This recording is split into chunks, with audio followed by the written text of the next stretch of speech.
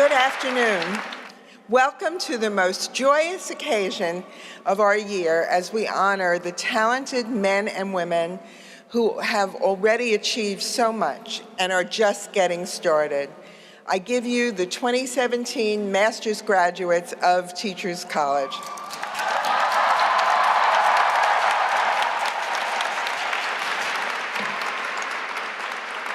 Congratulations, graduates, you made it. Yay! Congratulations as well to those who helped you make it to this day, our outstanding faculty.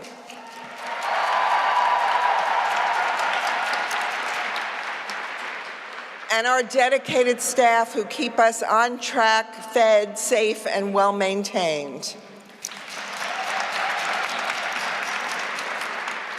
And let's all show our appreciation to your families and your partners for their love, encouragement, and support.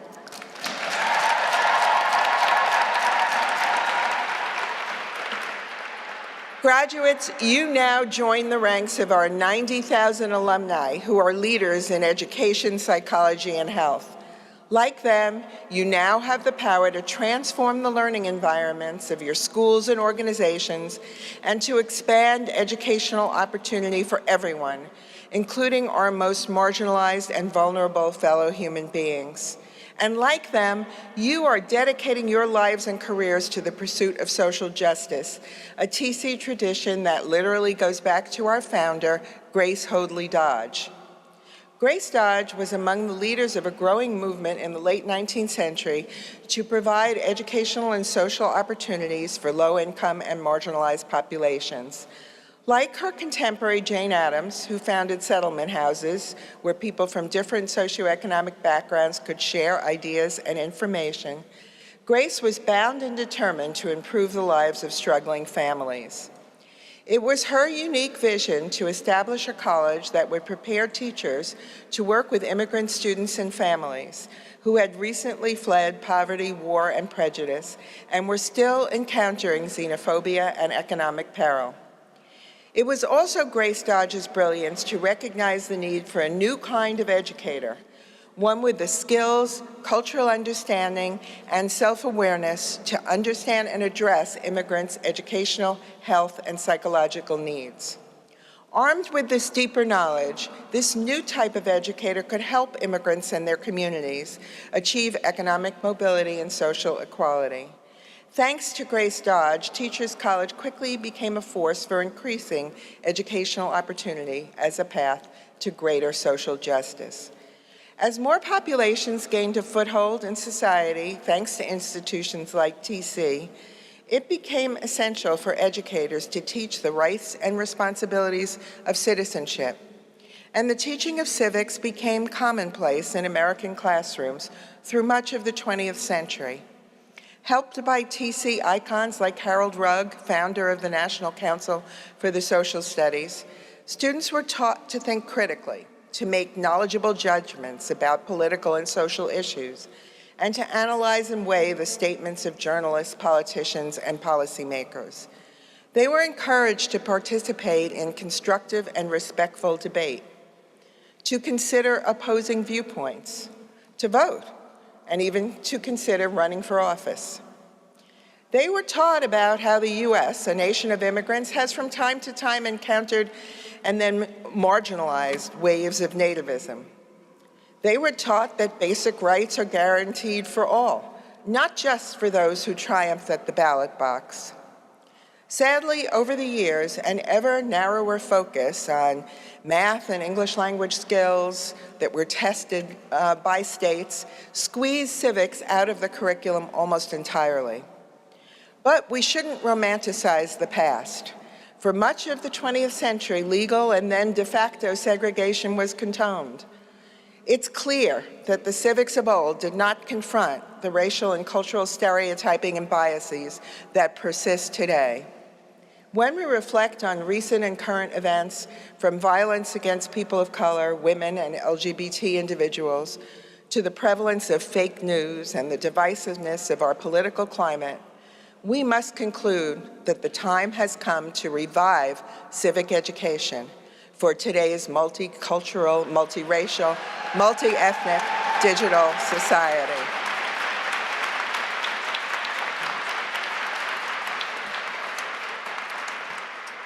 And this time, the lessons of critical thinking, civil dialogue, and public engagement must go hand in hand with an unshakable commitment to confront prejudice and discrimination and to secure safety, opportunity, and equality for all.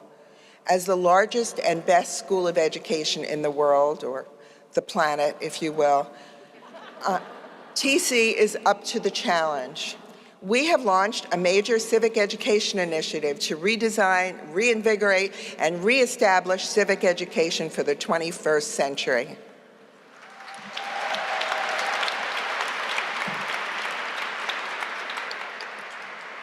Faculty from across departments have been coming together to plan a series of projects from pre-K to post-secondary, from professional development to digital literacy programs. Graduates, we're proud of the ways that you have contributed to our ideas for this initiative and to TC's role in advancing civic education. And we know that you're well prepared to keep challenging, reimagining, and changing the ways our schools and institutions work to produce kind, thoughtful, and engaged citizens.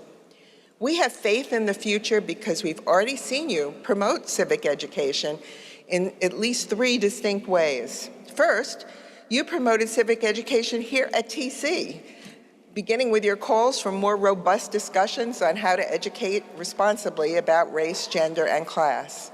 For example, through our Racial Literacy Roundtable series, you participated in discussions on topics such as global collaboration through new classroom media, the value of generating youth activism, and the power of personal narrative. Through our Civic Participation Project, you help organize conversations, cultural events, safe spaces, and podcasts for the exchange of multiple perspectives on social justice and youth well-being in our schools and communities.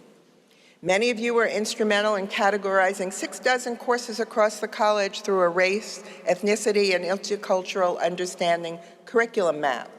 The map is helping guide TC students as they think about race and diversity from multiple perspectives.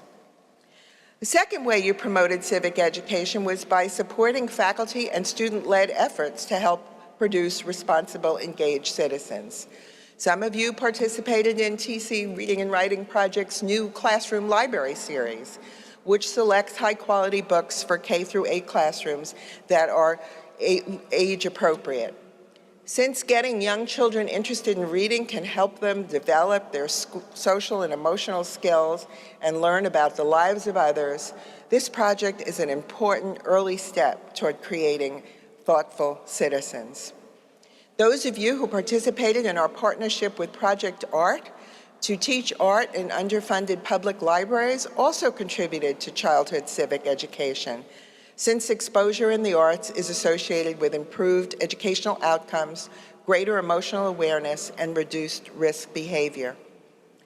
As political and educational institutions continue to reduce or threaten the reduction of arts funding, TC's Student Advocates for the Arts, led by our Arts Administration program, are pushing for effective policies that will keep the creative and civic benefits of the arts accessible to all, and functioning as engaged citizens in the process. Some of you who have helped to expand and document the work of TC's Inclusive Classrooms Project, which supports K-12 educators in creating curricula and structures to meet the needs of a diverse range of learners in a single classroom. Others of you have promoted the practice of philosophy in the public schools, working with educators to introduce topics into their classroom discussions that are essential to responsible citizenship, such as how to live a good life and how to respect others. Some of you have advanced the teaching and practice of global citizenship by helping to develop a global competency certificate program. A partnership with the Ageist Society and World Savvy, the program provides educators with tools to help their students understand the U.S. in an international context and to prepare them to become fully globally informed citizens. And we can't understand the present or build a better future without learning and teaching about the past, especially the histories of those often left out of our textbooks. That's why some of you participated in our Educating Harlem project by helping to record and digitize oral testimonies related to Harlem's educational history. The third way you've promoted civic education has been through your own individual work. A few examples.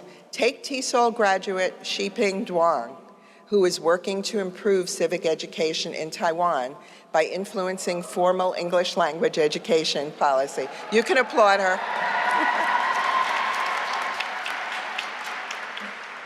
Though most Taiwanese students receive 12 years of mandatory formal English education, many still struggle with basic English by the time they enter college. Shiping was frustrated that the old methods remained stubbornly in place, preventing generations of Taiwanese people from full participation in international education, business, politics, and civil life. Shiping knew something had to change, so she decided that she was going to model for policymakers a better form of English education and to build a brand new school in which to do so. It should come as no surprise that Shiping came to TC to learn as much as possible about creating an innovative curriculum for her new school. She took classes in neuroscience, psychology, and other fields in addition to TESOL to better understand all aspects of language learning. And in the meantime, she kept things moving on the school, which is under construction and which will open next spring. Students in Shiping's school will learn English by reading the news, debating politics, discussing cultural differences, and asking critical questions about the world around them. In other words, by becoming exceptional citizens. Shiping plans eventually to open more schools around Taiwan, tailoring curricula and teaching methods to different students' needs. She will create an online learning platform for students from low-income or rural areas to reduce performance variation among schools. And she will work to persuade the Ministry of Education to adopt her methods of language instruction as national models for language and civic education. Shiping, you are making a difference. Congratulations.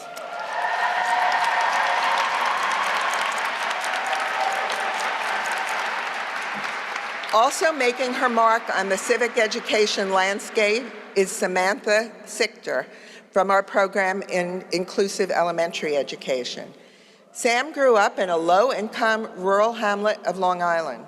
Her father, who was from Bangladesh, left home shortly after she was born, and her mother struggled to raise her and her two sisters. Sam found solace at school, where her teachers showed her the person she could be. Sam wanted to offer other children that same sense of possibility. But her first attempt as a teenage exchange student teaching impoverished students in India didn't go so well. I had this world savior complex, she said, but I was a very bad ally. Years later, while teaching Palestinian refugees in the West Bank, Sam discovered the key to being a good ally, providing others with the tools to develop their own voices and to become productive citizens. Ultimately, she decided she could be the best possible friend by becoming a full-time teacher here in New York City. Sam chose TC because of our focus on urban education. She wants to bring together students from all walks of life in order to eliminate the biases and presumptions that divide us.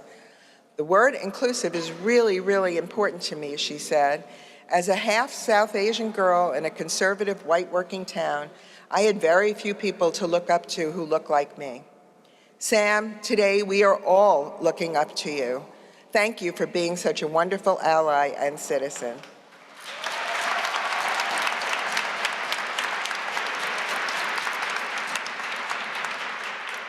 Graduates, the important work that all of you are doing is very much at the core of what makes TC great. In this room are creators of beautiful works of art and music who will inspire new generations to view and engage the world more imaginatively. Others among you will prepare students from the earliest grades through college to achieve basic and then more sophisticated literacy and language skills. Or perhaps you'll specialize in the critical work of teaching citizens of the future to respect, appreciate, and evaluate our past. and to undertake productive collaborations to assure our future. But all of you, educators, artists, administrators, scholars, leaders, all of you will have a hand in changing the trajectories of the lives you touch for the better, and they will change you. Why? Because the diplomas you leave with today stand for more than a resolve to confront what is wrong in our society and to help make it right. They're also a summons for you to continue to deepen your knowledge and understanding of the students you teach and the communities you serve, so you can work with them to achieve brighter futures. The challenges confronting our society are daunting, but my faculty colleagues and I are optimistic about the future because we have taken the full measure of your talents, integrity, and readiness. We are confident that you individually and collectively will make the greatest possible difference in the world, and you'll both be and create outstanding citizens in the course of your work. You will reinvigorate the civic purposes of education, psychology, and health. This is your time. Keep bright the chain of social justice and the striving for civic good that started with us at TC's founding. Congratulations.